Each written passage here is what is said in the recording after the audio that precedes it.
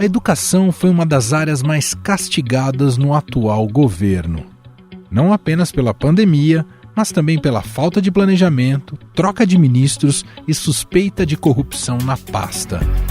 O presidente Jair Bolsonaro, por exemplo, vetou integralmente o projeto de lei que previa ajuda financeira de 3,5 bilhões de reais da União para estados e municípios garantirem acesso à internet para professores e estudantes de escolas públicas. O presidente Jair Bolsonaro vetou o projeto de lei da Câmara dos Deputados que destinava 3,5 bilhões de reais para garantir internet gratuita em escolas públicas. 18 milhões de estudantes com famílias inscritas no Cadastro Único de Programas Sociais seriam beneficiados, além de 1,5 milhão de professores da educação básica.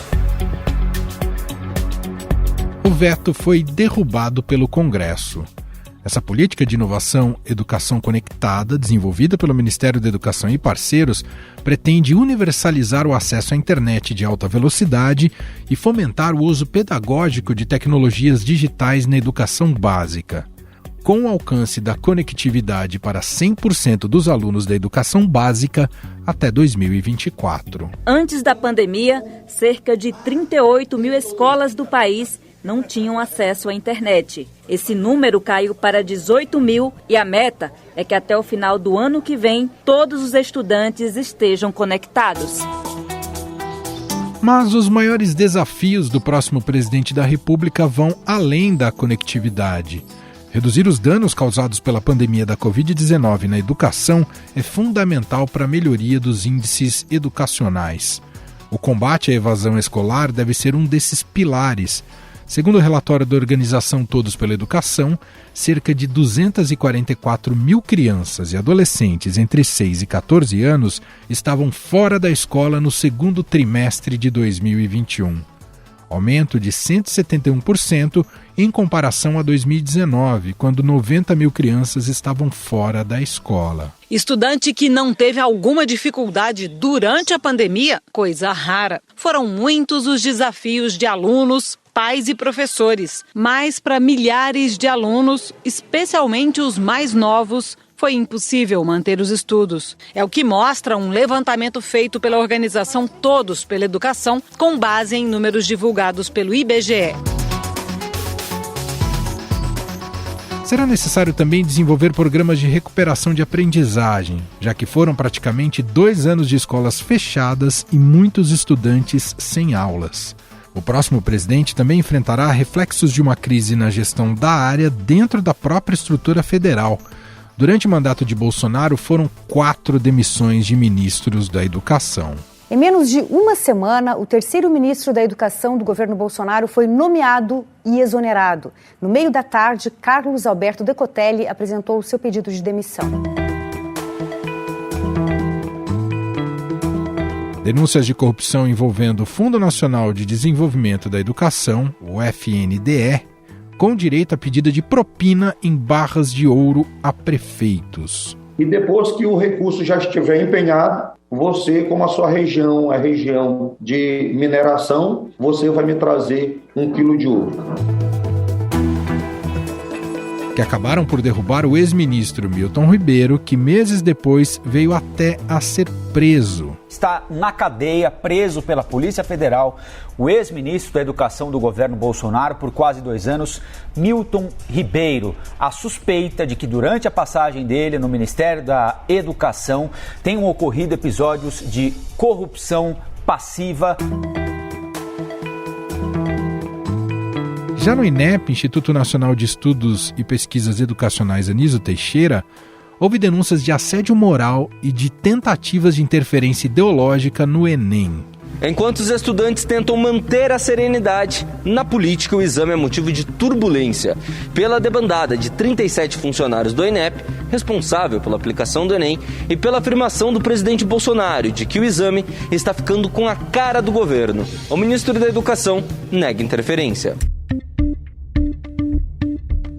Mas o que planejam os candidatos para reerguer uma das pastas mais importantes para o desenvolvimento do país?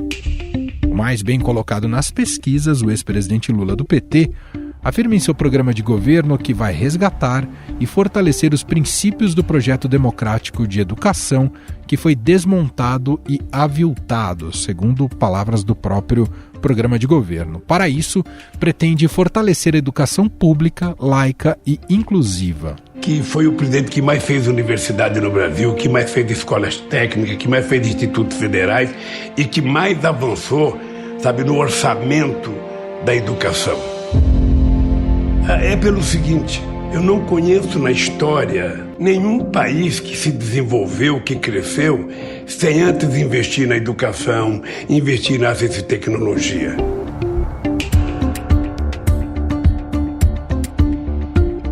Lula ainda pretende assegurar a política de cotas sociais e raciais, tanto nas universidades federais quanto nos concursos públicos, e garantir o direito à educação das pessoas com deficiência, investindo em tecnologias assistivas.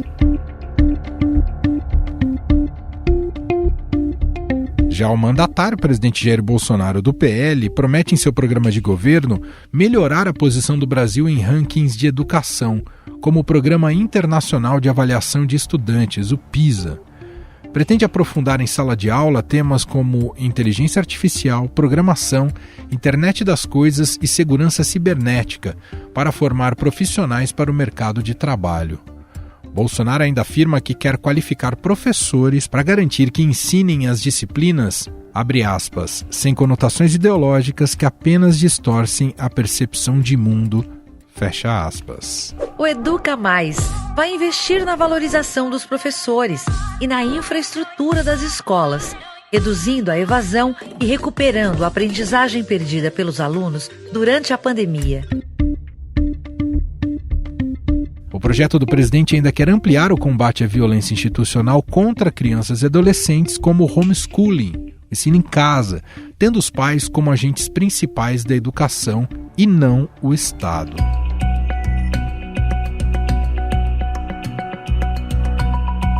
Em seu programa de governo, Ciro Gomes diz que pretende implementar o mais revolucionário programa de educação pública da história brasileira. Para isso, Ciro vai montar um corpo técnico capaz de pensar em formas de financiamento e de uso de novas tecnologias. Quer implementar gradualmente o ensino integral, disseminar o ensino médio profissionalizante com estágios remunerados e aprimorar o modelo pedagógico usado atualmente nas escolas, para que esteja mais ligado à realidade dos alunos. Minha proposta para virar esse jogo é fazer uma revolução com uma meta muito bem definida. Transformar a educação pública do Brasil numa das 10 melhores do mundo num prazo de 15 anos. Me acompanhe que eu vou dizer como isso vai acontecer.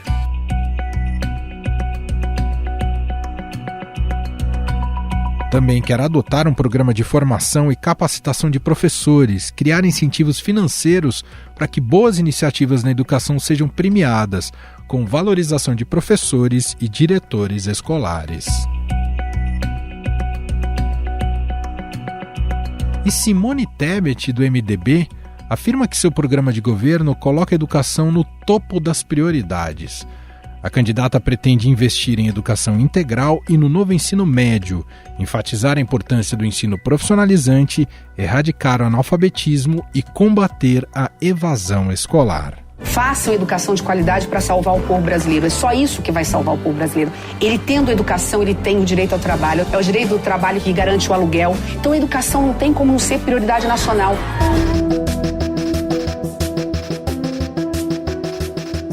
Tebet quer garantir que as crianças estejam alfabetizadas até o 2º ano do ensino fundamental e vai criar a Poupança Mais Educação, para incentivar os jovens de baixa renda a concluírem o ensino médio. O nosso jovem vai ganhar um dinheiro todo ano e no final do 3º ano do ensino médio vai ganhar R$5.000 para fazer o que ele quiser, dar uma entrada numa moto ou num celular, mas para que ele não saia, porque a educação vai ser prioridade pela primeira vez na história do Brasil.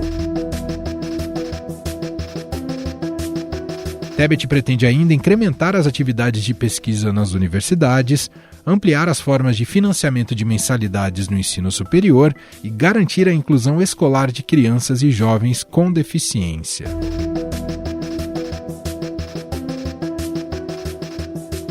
Afinal, em que estágio Bolsonaro deixa a educação no Brasil após seus 4 anos de governo? Quais devem ser as prioridades a partir de agora para o próximo presidente e para a próxima gestão? Para falar sobre estes desafios da educação e comentar as propostas dos candidatos à presidência, nós vamos conversar agora com a repórter especial de educação aqui do Estadão, Renata Cafardo.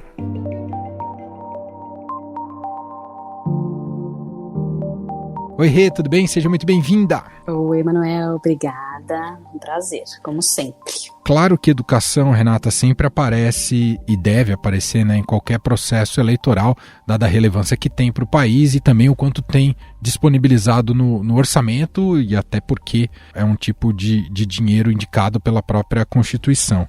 Mas, antes da gente até enxergar o que seria ideal para o futuro do país, queria te ouvir um pouco, em linhas gerais, sobre um diagnóstico onde estamos em relação a políticas para a educação em nível federal no país, principalmente aí olhando para esses 4 anos de governo Bolsonaro. A atual situação é um desastre, né, Manuel? Acho que a gente já cansa de dizer o quanto o Brasil entrou numa crise educacional mais profunda ainda do que já tinha nos últimos 4 anos, 3 anos e meio de governo Bolsonaro, ainda com o adicional de uma pandemia, né? O Brasil vinha melhorando, né, nas últimas décadas a sua aprendizagem. A gente está com quase a totalidade das crianças na escola, algo que a gente não tinha num passado não muito distante, e a aprendizagem era um grande problema, mas a gente vinha melhorando, né, com alguns modelos de sucesso, alguns estados se destacando, especialmente no Nordeste, né, o que chama muita atenção, ou seja, estavam aparecendo políticas capazes de melhorar a aprendizagem das crianças brasileiras, que ainda continuavam entre as piores do mundo em exames internacionais. Não é que a gente estava assim, supimpa, né? Nossa, estava com uma super educação. Também não estava assim, mas vinha melhorando, né? E, nesses últimos anos, a gente, se não piorou, parou, né? No que a gente não piorou, a gente também não progrediu nem um pouco. E por quê, né? Primeiro porque o governo Bolsonaro não fez sequer uma política educacional. Como que é feita a política educacional, né? Você compactua com os estados, os municípios, percebe o que é importante ali para eles, para melhorar a aprendizagem, que é o mais importante na educação. Então, se pensa em programas, por exemplo, como a alfabetização, né, um foco muito forte em alfabetização. O governo Bolsonaro até tentou fazer um programa de alfabetização, mas foi muito polêmico, porque entrou nas questões ideológicas, se era uma alfabetização fônica ou consultivista, em vez de entrar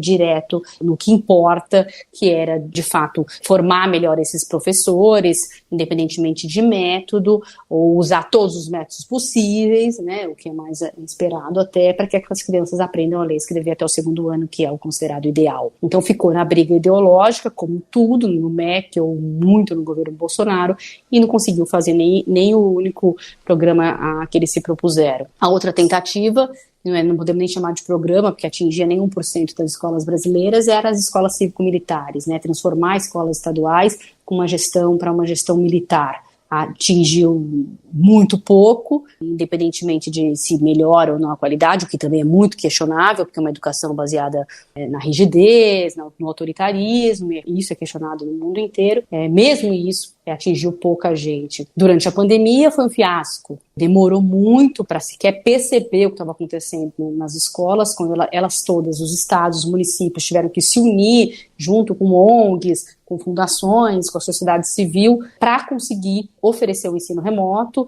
Muitas escolas não tinham nenhum equipamento e nem internet rápida, muito menos sabiam como dar essas aulas à distância. Os estados e municípios fizeram tudo sozinhos, foram abandonados. Os secretários de educação cansam de repetir como foram abandonados durante a pandemia pelo MEC, que não ofereceu o seu papel, que é de coordenação, de ajuda financeira, de ajuda técnica, nada disso foi oferecido. Ainda o governo Bolsonaro chegou a vetar leis tinham sido aprovadas pelo Congresso para aumentar a conectividade de escolas e de alunos em vulnerabilidade. Então, não só não ajudou, como atrapalhou. E isso aumentou demais a nossa desigualdade, né, educacional. Então, a gente tem locais mais pobres, crianças mais pobres, em locais mais distantes, que tiveram menos acesso ao ensino remoto ou não tiveram acesso ao ensino remoto de qualidade, e outras crianças de classe alta, em grandes centros, que tinham internet, tinham pais em casa que podiam ajudar mais, e tinham computadores, né, o que as crianças mais pobres não tinham, e acabaram tendo uma educação melhor durante a pandemia. Todos nós perdemos, né, todas as crianças, todos os alunos perderam em ficar fora da escola, mas mais uma vez a gente aumenta o fosso entre os mais ricos e entre os mais pobres. Repensando justamente, especialmente, né, no que representou a pandemia para a educação e como você destacou, poucos esforços relacionados ao Ministério da Educação, ao governo federal, na coordenação e no suporte aos estados e municípios, e também de pensar o futuro a médio prazo. Até pelo que você tem apurado, conversado com os especialistas, ainda é prioridade número 1 para o próximo presidente, o próximo ministro da Educação, a partir de 1º de janeiro de 2023, ainda é um trabalho de reparação do que foi perdido nesses últimos anos com o agravamento da pandemia? Sim, o principal projeto desse novo ministério tem que ser a recuperação de aprendizagem dessas crianças. Mas é importante frisar que a gente não tem ainda um diagnóstico, deve sair nessa semana o IDEB, né, que é o Índice de Desenvolvimento da Educação, que é o principal indicador, né, de qualidade da educação. O governo Bolsonaro está prometendo para esta semana, aqui para o meio de setembro, a divulgação do IDEB. E o IDEB vai dizer, de fato, vai ser o primeiro índice oficial que vai mostrar quanto que se deixou de aprender durante a pandemia, ou seja, se as notas vierem mais baixas do que estavam antes da pandemia, o último IDEB tinha sido em 2019, vai ser mais fácil a gente concluir que houve mesmo um déficit. E qual foi o tamanho desse déficit, né? O IDEB é dividido por estados, tem o IDEB brasileiro, mas tem também por estados, por municípios, por escolas. Vamos ter finalmente um retrato fiel do que aconteceu. Recentemente os Estados Unidos divulgou o dele, mostrou que houve um retrocesso de décadas de aprendizagem lá nos Estados Unidos. A gente imagina que pode acontecer coisa semelhante aqui no Brasil. Então, o que a gente imagina, o que outras pesquisas que foram feitas com grupos menores, porque o IDEB ele é feito a partir de uma prova que todos os alunos fazem do país, né? Então a gente tem extratos de alguns estados que já revelaram suas provas estaduais, mas um retrato nacional a gente não tem. A gente vai de verdade entender, e esse resultado é importantíssimo para o novo ministro da Educação, para quem vai assumir o ministério, para entender a partir do quê, né? Com a avaliação é importante para a gente ver onde estão os buracos, onde estão os problemas, para se atuar justamente nesses problemas. Então a gente vai perceber as crianças, talvez do 5º ano do fundamental, não se aprendeu o suficiente em leitura, por exemplo. Então, qual que vai ser o foco ali? Ou são as crianças, os adolescentes do ensino médio, que estão com mais defasagem de matemática, por exemplo. Então, vamos atuar ali. O IDEB, ele não é completo, ele não tem todas as disciplinas, mas ele é um ótimo balizador para se entender como é que está a aprendizagem das crianças e o que aconteceu nesses 2 anos. Então, eu ainda acredito, sim, que o principal foco tem que ser esse combate ao déficit de aprendizagem, porque senão a gente só vai ficar empurrando, a gente vai acabar tendo crianças e adolescentes saindo da escola, porque uma criança que já está com defasagem aprende cada vez menos. Por exemplo, uma criança que não se alfabetizou corretamente, que é o pior problema, pesquisas todas mostram que em algum momento ela vai acabar se evadindo, porque a escola acaba não tendo sentido para ela não se alfabetizou, como é que ela vai aprender geografia, história, matemática? Então uma hora ela se evade. Então, a gente não pode ir arrastando esse problema, né? Tem que consertar, é claro que não vai consertar tão rapidamente, mas tem um grande programa, uma grande política de recuperação de aprendizagem, como vários outros países já estão fazendo. Um ponto específico, Rê, que eu sei que já aparece em alguns discursos, em algumas promessas de campanha, e aí eu não sei o quanto isso é determinado apenas pelos estados ou tem que ser um indicativo federal. Me refiro à escola em período integral. O Brasil tem condições de começar a aplicar isso a partir de 2023 com um novo presidente, com um novo ministro da Educação, ou isso é uma meta mais a longo prazo? Para que todas as escolas estejam em período integral, não dá para fazer em um ano, porque você precisa de mais dinheiro. A escola em período integral, ela tem, em média, né, inicialmente ela custa o dobro, o custo do aluno é o dobro, depois vai baixando por uma otimização ali de recursos. Mas o programa que a gente já teve no país foi justamente financiado pelo governo federal. Sozinhos os estados não conseguem. Hoje, o que a gente tem no país é um índice de 20% das escolas de ensino médio, por exemplo, e ensino integral. E esse 20% chegou muito com o dinheiro do governo federal, que recentemente começou a investir. Esse programa ainda existe, mas o governo Bolsonaro não colocou mais dinheiro nesse programa de ampliação do ensino integral. Era necessário que pudesse entrar mais estados, porque os estados eles têm que concorrer, né? Eles têm que mostrar planos e para receber esse dinheiro do governo federal. Daí o estado põe um pouco de dinheiro e o governo federal coloca o outro tanto. Então, é possível, sim, ampliar, é preciso ampliar, é um programa que no mundo inteiro se mostra como eficiente em todos os sentidos, para segurar o aluno na escola, para evitar a evasão, para ampliar o currículo, porque não é só ficar mais tempo na escola, ter um projeto de vida para esse aluno dentro da escola, ter disciplinas eletivas, ter professores que ficam também apenas naquela escola, porque se há aula em tempo integral, ele não pode ficar saindo, não dá, né, para esse professor dar aula em outra escola também, ter um professor mais dedicado àquela escola, que conhece mais aquele aluno, então é uma educação de muito mais qualidade, de maneira geral. Escola em tempo integral não é só ficar mais tempo na escola, isso é muito importante de saber. E é preciso que tenha uma prioridade nesse sentido, precisa ter dinheiro, o governo federal é quem tem dinheiro para colocar mais dinheiro nisso, estados, claro, e municípios também podem colaborar, mas sem um grande programa do governo federal não é possível. Queria entrar um pouco mais nessa seara e te ouvir. Claro que a gente já tem visto em debates, em sabatinas, os próprios presidentes falando um pouco sobre educação. Me chamou a atenção especialmente o Ciro Gomes, que traz uma reflexão que pode parecer um pouco sofisticada, mas ele fala em tentar modernizar a educação brasileira, né? Para que ele usa até o termo para que não seja esse modelo de educação decoreba e tudo mais. Ou seja, ele quer avançar mais, né? Discutir modelos de educação e tudo mais. Claro que o Ceará lhe dá experiência suficiente até para abordar esse tema. De qualquer modo, queria te ouvir daquilo que você pescou dos planos de governo. Há algo muito interessante que vale a ser mencionado ou todos acabam de uma certa maneira convergindo para o mesmo ponto?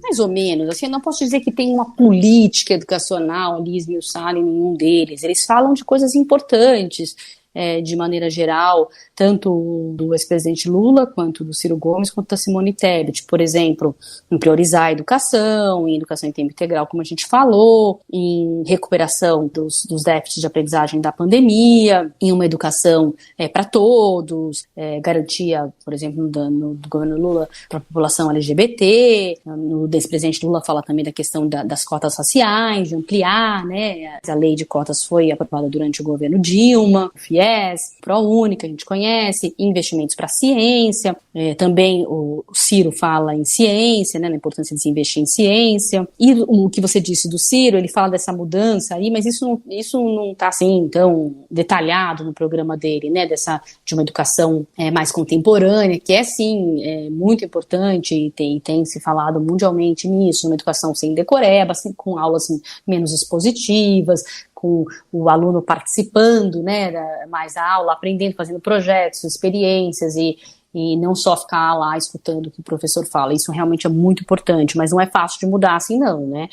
Mesmo no Ceará, houve muitas mudanças, mas não é tudo que é essa educação um pouco tradicional, não. Tem muita educação tradicional no Ceará, eu conheço lá bem.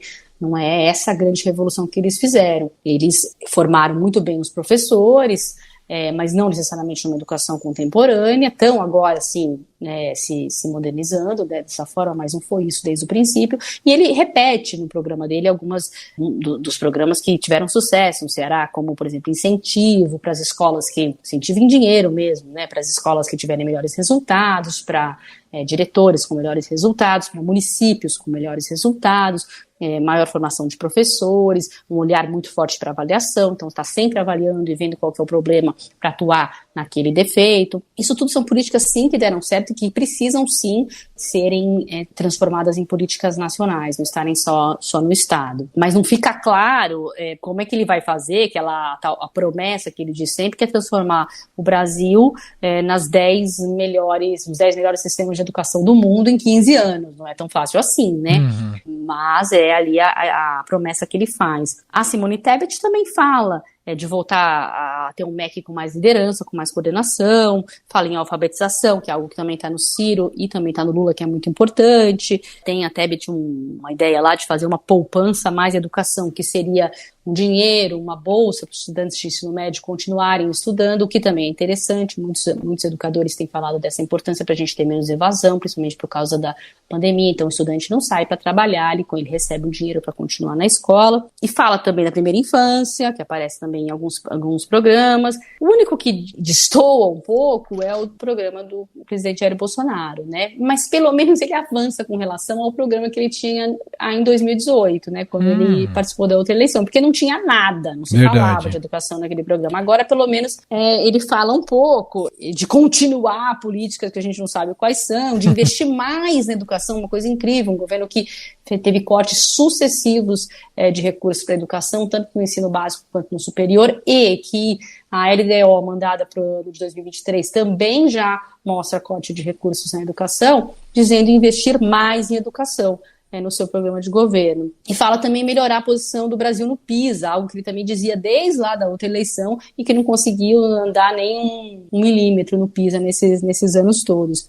E curioso, assim, como mais uma vez eles, no programa, eles mencionam a conotação ideológica que não pode existir nas escolas e também que os pais são os principais atores, né, abre aspas, os pais são os principais atores da educação e não o Estado. O que não é verdade, né? A própria Constituição Federal diz que o Estado também é responsável pela educação das crianças, tanto é que estados e municípios, por exemplo, que não oferecem vaga suficiente para as crianças podem ser processados, os pais podem ir à justiça, porque o governo precisa oferecer vaga, ainda mais uma escola de qualidade. Então, sim, a educação é função tanto do Estado brasileiro quanto das famílias, né? Mas ele insiste que é função das famílias, que é um discurso que a gente sabe que agrada aos seus apoiadores, né? Para a gente fechar, Rê, você conseguiria definir pelo que você acompanha historicamente na gestão educacional do país, você conseguiria definir o que seria um perfil ideal de ministro, pensando na atual situação do país, para dar respostas mais concretas aos nossos índices? Qual seria o perfil ideal de um ministro para assumir em 23? Eu sei que nem sempre isso tem uma resposta tão objetiva assim, que a gente tem exemplos no Brasil de perfis técnicos que naufragaram, assim como de perfis políticos que também deram muito certo, mesmo quando a pessoa não é da área. Posso citar, por exemplo, José Serra na saúde, que é sempre um caso muito citado e bem sucedido na gestão. Para dizer que não existe uma fórmula ideal e perfeita na hora de colocar alguém ali à frente de um ministério tão importante. Mas, feito toda essa ressalva, para você, qual que seria o perfil ideal para assumir o ministério em 23? Até o Fernando Haddad, né? Era um economista que foi para educação e foi considerado também um ministro de sucesso, né?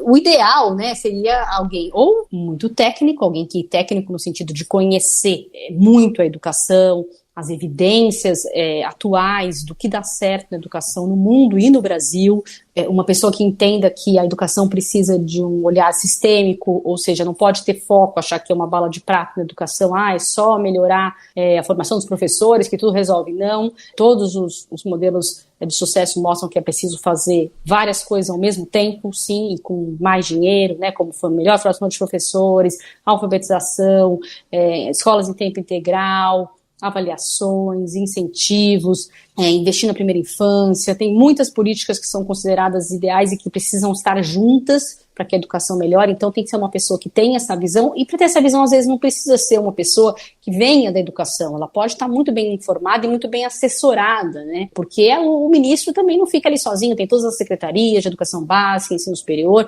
e ali nessas secretarias que podem também estar assessorando nesse sentido. Então, não necessariamente acho que precisa ser uma pessoa que seja um educador, mas seria interessante, né, de tantos ministros nos últimos anos que o Brasil passou, e a gente pode até se envergonhar, né, desses ministros, como Abraham Weintraub, o ministro Milton Ribeiro, que foi preso por suspeita de corrupção. É interessante, seria reconfortante, pelo menos, né, daria mais esperança se viesse um ministro que tivesse alguma ligação com a área educacional. Perfeito, seguiremos acompanhando esse debate fundamental não só agora nesse processo eleitoral, mas também para definição depois de políticas públicas a partir da escolha do novo ministro, seja o presidente que for após as eleições. A gente trouxe aqui um pouco o tema baila, para a gente ter os macrotemas um pouco na nossa cabeça nessa conversa sempre muito boa com Renata Cafardo. Obrigado, viu, Rê? Obrigada a você.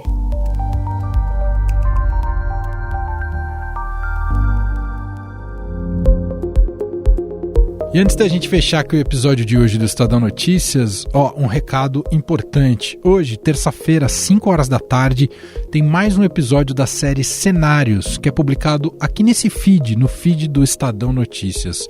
Sônia Raci recebe o presidente do Renova BR, Eduardo Mufarrege. Ele conta como a Escola de Educação Política deu formação para mais de 2.000 jovens e hoje 300 deles escolheram seus partidos e são candidatos nas eleições deste ano. Então não perca, hoje às 5 horas da tarde, Eduardo Mufarrege em entrevista para Sônia Raci no podcast Cenários, que é publicado aqui no feed do Estadão Notícias. Estadão Notícias. E este foi o Estadão Notícias de hoje, terça-feira, dia 13 de setembro de 2022. A apresentação foi minha, Emanuel Bonfim. Na produção, edição e roteiro, Gustavo Lopes, Jefferson Perleberg, Gabriela Forte e Letícia Pili. A montagem é de Moacir Biasi. O nosso e-mail é podcast@estadão.com. Um abraço para você e até mais.